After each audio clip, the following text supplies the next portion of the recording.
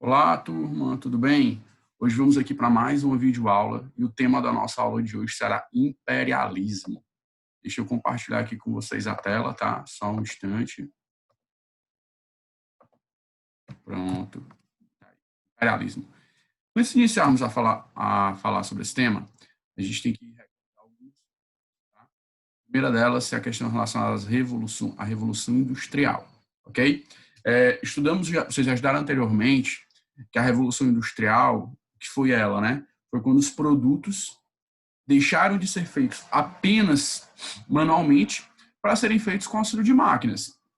E a primeira Revolução Industrial, ela aconteceu na Inglaterra. A Inglaterra foi o país pioneiro na Revolução Industrial, pelo fato de lá ter mão de obra, matéria-prima em abundância, o fato da burguesia ter poder político, né, ter capital para investir. Então, uma série de fatores permitiram que a Inglaterra fosse o primeiro país a vivenciar a Revolução Industrial.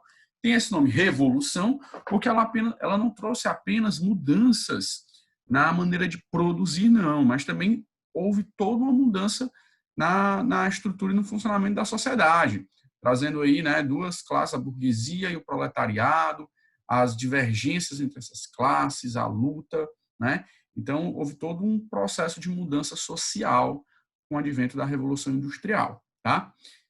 A segunda Revolução Industrial ela aconteceu na Europa como um todo, né? Na América do Norte também, Estados Unidos, e ela vai ter como principal fonte de matéria-prima o aço e de combustível o petróleo. Né? Na primeira, a gente pode relacionar o trem a vapor. O trem a vapor ele é de ferro movido movido a partir da queima do carvão, né? A combustão, né, do carvão. A segunda Revolução Industrial, a gente pode pensar, por exemplo, no carro, onde tem boa parte das suas peças feitas de aço, né? E ele é movido a petróleo. A gasolina vem do petróleo, é um derivado do petróleo. Já a terceira Revolução Industrial, ela acontece na Europa, América do Norte, alguns países da Ásia, né, principalmente Japão, e está ligada à produção tecnológica, ok? Já vai ser o período da criação dos computadores, da tecnologia, né? Há estudiosos que já falam até mesmo de uma quarta revolução industrial, tá?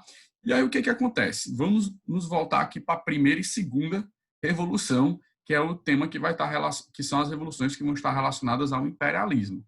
Você percebe que para a industrialização ocorrer, eu preciso de matéria-prima. A matéria-prima é a matéria necessária para poder se fabricar o produto.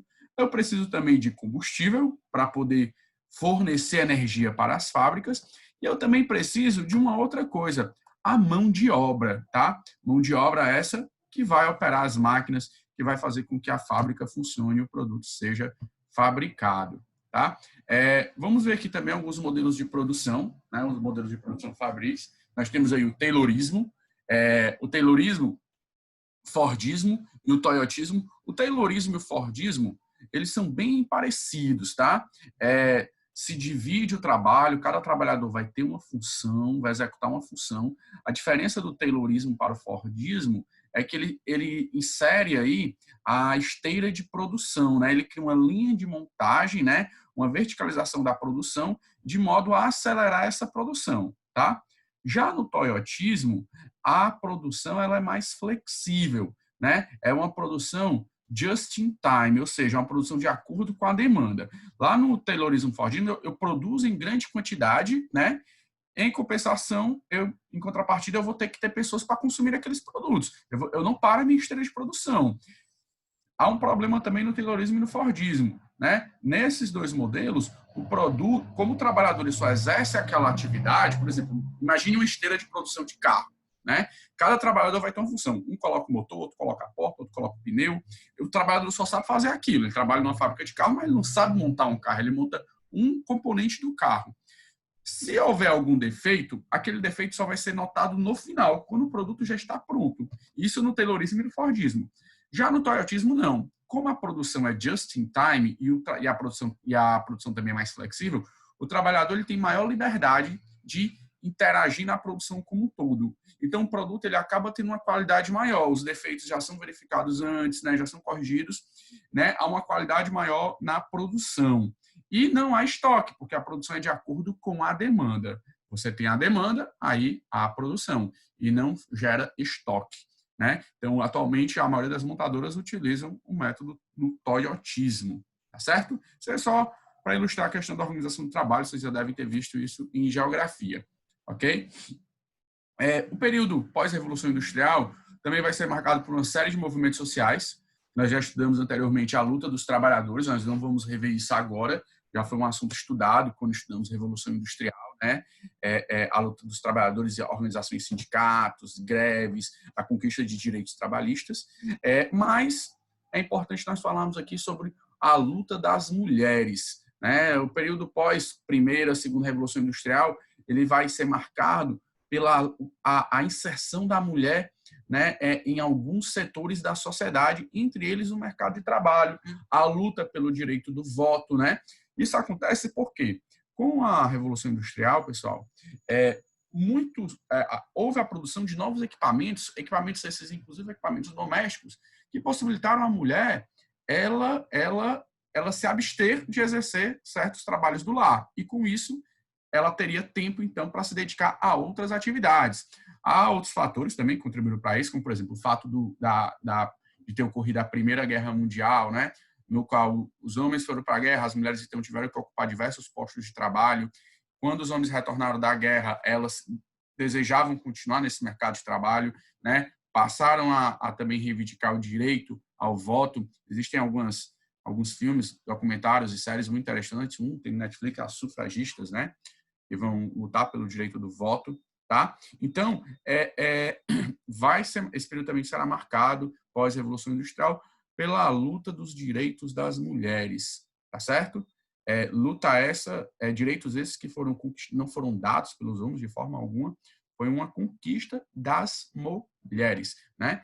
Se hoje as mulheres votam, se hoje elas trabalham, se hoje elas podem estudar numa escola, na universidade, né? Se elas podem se candidatar, foi graças às lutas das mulheres do passado, né? Relacionado aí com o movimento feminista. Infelizmente, hoje, há pessoas que deturpam esse termo, né? Confundem.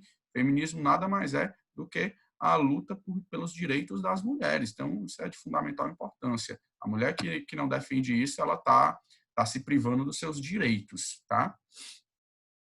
Vamos lá. Algumas invenções desse período, né? O período pós-revolução industrial, ali, o século XIX, também vai chamar de Belle Époque, Bela Época, devido às grandes invenções que vieram para facilitar a vida do ser humano. A bicicleta em 1861, o metrô em 63, o bondinho em 1886, né? A locomotiva em 1879, o automóvel em 1886, o avião em 1906, o pai da aviação em Santos Dumont brasileiro, né? Há pessoas os americanos dizem que a invenção do avião foram de dois irmãos norte-americanos, mas não foi o pai da aviação é Santos Dumont brasileiro, tá, pessoal? O telefone em 1876. Então, isso aí foram invenções que só foram possíveis graças à Revolução Industrial, tá? Então, foi um período de grandes descobertas, né? De muita criatividade, de muitas invenções. A gente tem a imagem de Santos Dumont, ó, no 14 bis, do telefone, a bicicleta, o carro, tá? Foram invenções que mudaram uma época. Hoje em dia parece serem coisas banais do dia a dia, né? Mas isso aí é uma verdadeira revolução.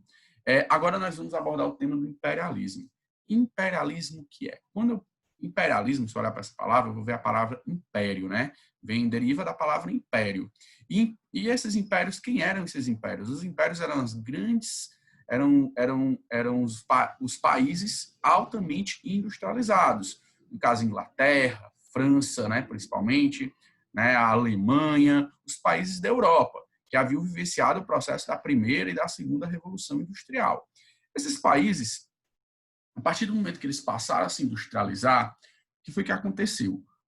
Houve um aumento muito grande de fábricas na Europa, e esse aumento de fábricas fez com que o mercado ficasse extremamente competitivo, né? A grande demanda das fábricas por matéria-prima fez com que a matéria-prima encarecesse na Europa, né? A oferta de trabalho fez com que a mão de obra encarecesse. E o grande número de fábricas produzindo fez com que o mercado consumidor, né? No caso de quem vai comprar o produto, ficasse bastante acirrada também a disputa pelo mercado consumidor. E aí o que acontece? Os países europeus, então, que eram altamente industrializados e também fortes militarmente falando, esses países resolveram então buscar mão de obra, matéria-prima e mercado consumidor fora da Europa. E aonde foi isso? Eles foram então buscar no continente africano e no continente asiático. Só que esses países europeus, esses impérios europeus, né? Tem um livro aí do Eric Hobsbawm, um livro excelente, A Era dos Impérios. Esses países eles não foram para a África e para a Ásia de bom grado, na calma, oferecendo seus produtos. Eles não chegaram na África, estou aqui trazendo um produto inglês, um produto francês, não. Eles chegaram invadindo esses países da África e esses países da Ásia, né? E tomando conta do país, dominando esses países, obrigando a população desses países a comprarem os produtos que vinham da Europa. Com isso, eles garantiriam o mercado consumidor. Por exemplo, a Inglaterra invadiu o Egito e dominou o Egito. A partir do momento que a Inglaterra dominou o Egito, ela obrigou os egípcios a comprarem os produtos ingleses. Com isso, ela garantiria mercado consumidor. A Inglaterra passou a explorar a matéria-prima que havia no território egípcio. Com isso, ela garantia a matéria-prima. E a Inglaterra também levou algumas fábricas suas para o Egito para poder produzir lá com um custo menor, porque a mão de obra era mais barata. Então, perceba, os países europeus, né, os impérios europeus, eles foram em direção à África, Ásia, em busca dos chamados 3 M's: matéria-prima, mão de obra e mercado consumidor. Só que eles não podiam dizer para o mundo, nós estamos invadindo a África e a Ásia para buscar mão de obra, matéria-prima e mercado consumidor. Isso pegaria mal. Eles tinham que ter uma justificativa. Então, a justificativa que eles utilizaram, qual foi? Baseando-se na teoria de Darwin, vocês já devem ter estudado Darwin na biologia, né? Evolução das espécies, de que a espécie mais adaptada sobrevive, eles adaptaram a teoria de Darwin, né, na biologia, para o social, dizendo que as civilizações mais evoluídas deveriam, né, ter como missão civilizatória levar a cultura para civilizações menos desenvolvidas. Então, os europeus, eles se achavam mais civilizados do que os africanos e os asiáticos. E aí, eles achavam, então, que deveriam levar a cultura europeia, o modelo de civilização europeia para os povos africanos e asiáticos. Então, resumindo, né, em miúdos aqui, para ficar mais claro, os ingleses faziam o quê? Eles invadiam a África, eles invadiam a Ásia e diziam, nós estamos levando a cultura, nós estamos levando a civilização. Mas, na prática, eles estavam indo buscar o quê? Mão de obra, matéria-prima e mercado consumidor. É mais ou menos quando você chega para a sua mãe e fala, mãe, eu vou para a casa do meu amigo estudar. Isso é o que você disse para ela. Mas, na prática, você saiu para uma festa. Entendeu? Então, eles diziam que estavam indo levar a cultura, mas na prática eles estavam indo mesmo era saquear a matéria-prima, explorar a mão de obra e obrigar a população daqueles países a consumir os produtos deles, né? Então, isso aí baseado tudo numa teoria racista, numa teoria, né, de superioridade racial, que não existe cultura melhor do que a outra, pessoal. Entendeu? A gente pode até ter mais simpatia, mais afeição por uma determinada cultura, mas eu jamais posso dizer que existe uma cultura melhor do que a outra, entendeu? Você fala assim, Ricardo, mas eu acho a cultura norte-americana melhor que a cultura indígena. Tudo bem, mas os índios, eles acham a cultura norte-americana melhor do que a deles? Entendeu? Então, a partir do olhar de quem? Existem culturas diferentes, mas não existe cultura superior à outra. Quando eu digo que existe uma cultura superior à outra, isso dá margem para uma cultura querer se impor sobre a outra, e isso é inadmissível. Tá certo, pessoal? A troca cultural é importante, o intercâmbio cultural é importante, mas o respeito à pluralidade cultural também, tá? A gente tem uma imagem, né? Como se fosse a liberdade levando a civilização para o continente africano e asiático. E ali do outro lado, nós vemos os povos africanos, né? Ok? Vamos lá. Essa imagem é uma caricatura da Conferência de Berlim. O que foi a Conferência de Berlim? Né? Foi uma reunião entre as grandes potências, os grandes impérios europeus, no qual eles se reuniram, pegaram o mapa da África, botaram na mesa e repartiram a África entre eles como se a África fosse um pedaço de pizza, literalmente. Tá? Eles dividiram. Olha só a divisão como é que ficou. De vermelho, a gente tem os territórios que ficaram com a Inglaterra, a maior parte. De azul, com a França, que eram as duas maiores potências europeias naquele momento. De verde, mais escuro, a Itália. Verde claro, a Alemanha. de amarelo a Espanha, de rosa a Bélgica, tá? Então, essa divisão foi mudando depois, ok? Eles partilharam a África entre eles como se não tivesse ninguém morando lá, como se ela fosse literalmente um pedaço de pizza, pessoal.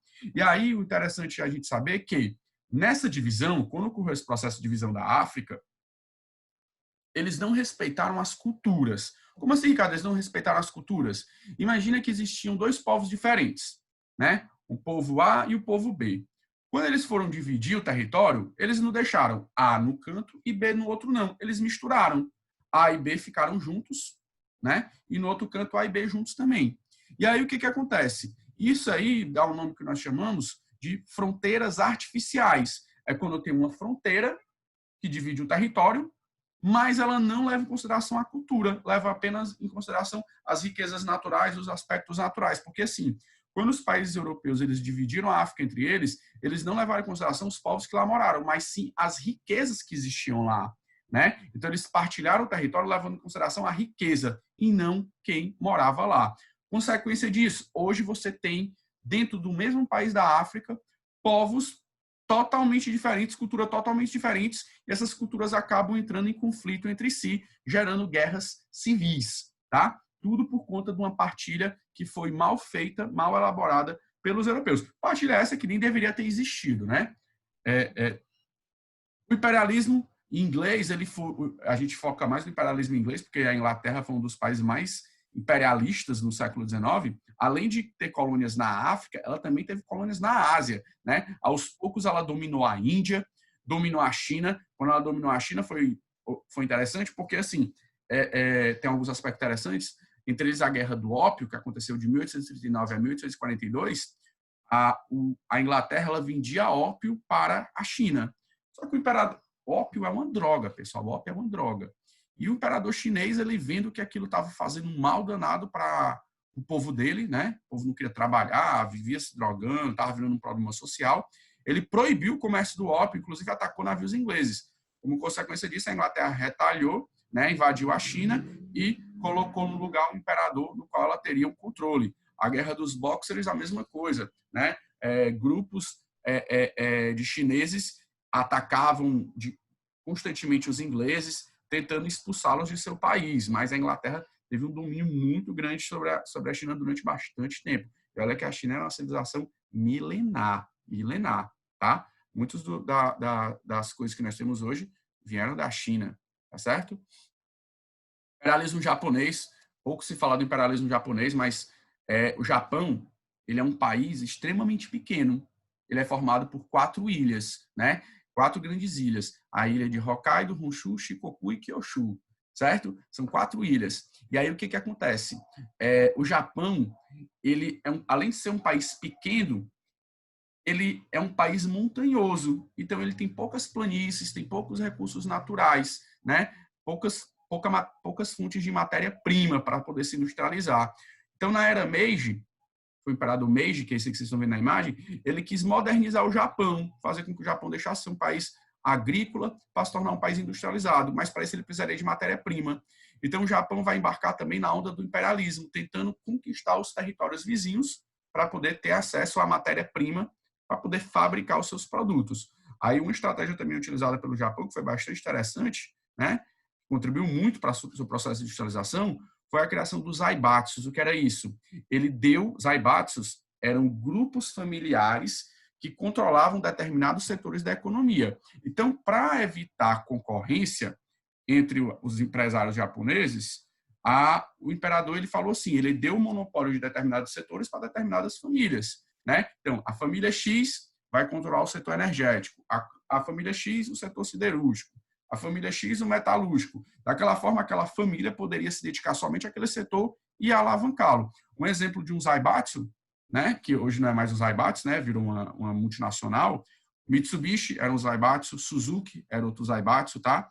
São Mitsubishi e Suzuki eram nomes de famílias que iniciaram como zaibatsus, né, lá na época da era Meiji. Tá certo, pessoal? Aqui imagenzinha do Japão, ó, as 4 ilhas, Hokkaido, Honshu, Shikoku e Kyushu. E aí aqui é os territórios, essas partes coloridas são os territórios que o Japão dominou, o Japão é o vermelho, tá? Isso aqui são as outras partes coloridas de roxo, de amarelo, rosa, são os outros territórios que o Japão dominou em busca de matéria-prima para poder propiciar o seu desenvolvimento industrial, certo? Turma, espero que vocês tenham compreendido aí sobre o imperialismo, tá? Essa imagem aqui no início representa um conquistador europeu, um invasor europeu, pisando aí de ponta a ponta na África, né? Representa o quê? O domínio europeu sobre o continente africano, tá certo? Espero que vocês tenham gostado da aula. Até a próxima. Tudo de bom, pessoal. Grande abraço.